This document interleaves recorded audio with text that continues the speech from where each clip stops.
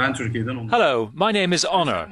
With the economic crisis, the process of EU enlargement has slowed. Will the EU in future continue to accept new members? What consequences may this have for Turkey? I think the EU enlargement process has slowed down. That is to say, we can't say that the last major enlargement has been completely assimilated.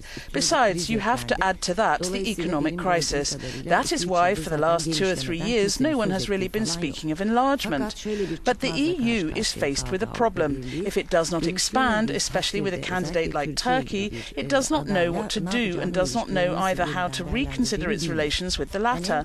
That is to say that the EU does not want to lose Turkey, but does not want to accept it either. For this, the Nordic EU members, and especially Britain, are trying to propose a model.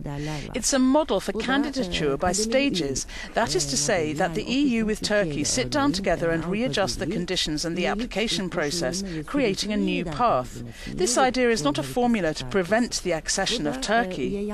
It is not like the model proposed by Nicolas Sarkozy, which is exclusive cooperation.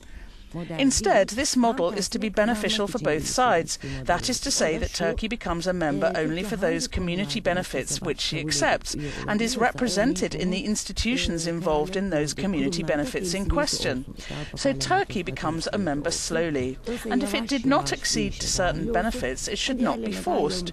So we want to go towards a union with a new membership model which is more flexible, and this could be a solution to the EU today. But especially Germany, who will not get back as much as it puts in, I don't think it's moving in this direction. I don't think that Germany is very positive about this model. France and Germany consider that the process of Turkey's accession will be long enough. But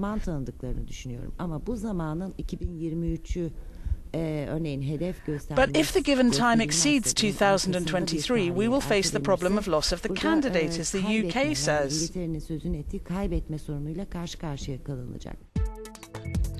If you would like to ask a question, visit our website.